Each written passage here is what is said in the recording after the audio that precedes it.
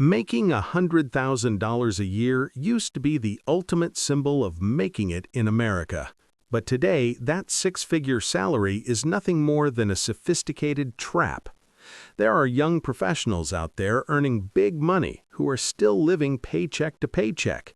They are drowning in credit card debt with less than $1,000 in emergency savings. Why? The answer is not just high taxes or inflation. It's about 5 hidden financial loopholes that the system has baked into your lifestyle. In the next few minutes, I'm going to expose why your dream salary is actually becoming a life sentence of poverty.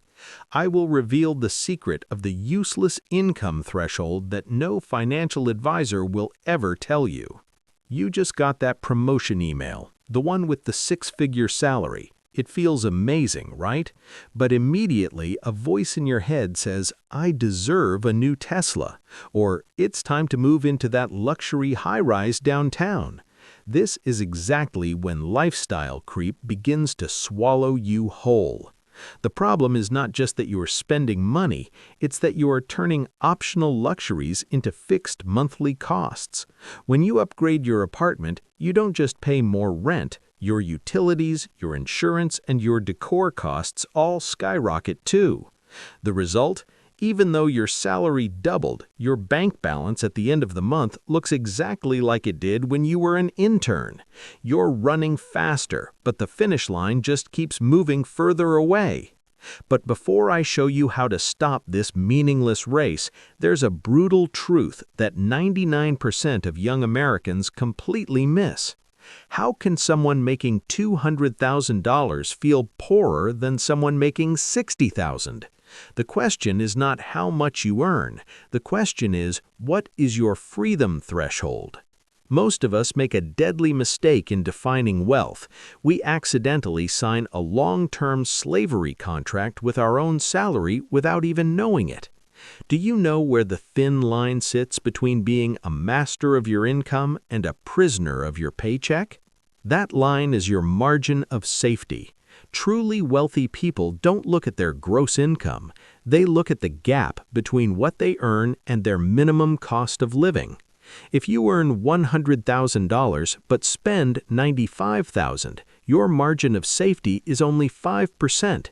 You are exactly 1 month of unemployment away from total bankruptcy. Compare that to someone earning $60,000 who only spends $30,000. They are the ones truly in control. In today's volatile economy, your margin of safety is the only currency that brings real peace of mind. You are trading your future freedom for temporary glamour. To escape this matrix, you must freeze your cost of living while your income continues to climb. That's the only way to create a large enough financial gap to snap up real assets. But be careful, the moment you decide not to upgrade your lifestyle, you'll face a second monster, an invisible pressure from society and the banks who want to pick your pocket through shiny pieces of plastic. We're exposing the invisible credit trap in the next section. Why does a six-figure salary make you dangerously overconfident? Because it creates an illusion of abundance. You don't hesitate to sign up for another software subscription, a premium gym membership, or one more streaming service. After all, it's just $20, right? In personal finance, this is known as death by 1,000 cuts. Credit card debt and monthly subscriptions are financial parasites. They don't kill you instantly. They slowly drain your free cash flow until your financial bucket is always empty, no matter how much water you pour in. But there's a darker secret behind that plastic card in your wallet. Why do banks keep sending you higher credit limit offers the second your salary goes up? The question is not what you can buy. The question is who actually owns your future. 90% of young people think a high credit score is a sign of wealth. In reality, it's a leash designed to keep you in a state of constant debt. Do you know the difference between good debt and toxic debt that the elite use to classify the working class? The difference is assets versus liabilities. The elite only borrow money to buy things that make more money. The high-earning middle class uses debt to buy things that lose value over time. A high credit score is not a wealth certificate. It's just a certificate that proves you are a reliable debtor. If you use a credit card to fund your daily lifestyle, you're borrowing enjoyment from your future self and paying for it with 20% interest. To flip the script, you need a financial purge. Cut every service that provides no real value and stop using credit as a secondary income.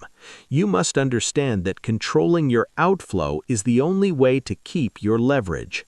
But even if you cut every unnecessary penny, there's another massive psychological pressure waiting for you at the office, the place where your success is measured by how rich you look. This is the most expensive psychological effect on the planet, the expectations of others. In America, a $100,000 salary is more than just a number. It's an invitation to a new social class. But the price of this ticket is often a silent bankruptcy. You feel the heat to wear designer clothes, eat at Michelin-star restaurants with coworkers, or drive the luxury car that fits in at the company parking lot. This is the office version of keeping up with the Joneses. You are spending money you earned from 60 hours of work a week just to get temporary validation from people who don't actually care about you. You are living a life where you rent the admiration of others using your own financial future as collateral. But look at the people in the top 0.1%, the ones I've actually advised. Why do they often drive old cars and wear plain t-shirts with no logos? There's a question the high-earning middle class always forgets to ask. Are you accumulating assets or are you just accumulating envy? There's a concept called the stealth wealth paradox. Once you understand it, you'll see that showing off is actually a sign of financial instability. Do you know why trying to look rich is the biggest barrier to actually being rich? The secret is simple. Money is finite, but human desire is infinite. Real wealth is what you don't spend. It's the money sitting in your investment accounts and the assets earning for you while you sleep. When you spend $1,000 on a luxury bag, the real cost is not $1,000. The real cost is the $10,000 of passive income that money could have generated over the next decade. Truly wealthy people know that financial power lies in being invisible. When you don't have to prove anything to anyone, that's when you are finally free. To escape this trap, you need a mindset revolution. Treat looking average as a high-level financial strategy. When you stop running after the expectations of your coworkers, you'll suddenly find thousands of extra dollars every month to pour into real wealth machines. But how do you stay disciplined when the entire education system and the media are brainwashing you every day? This brings us to the final and most dangerous loophole, the total lack of street-smart financial education. You spent at least 4 years and tens of thousands of dollars on a degree with the promise of a six-figure salary.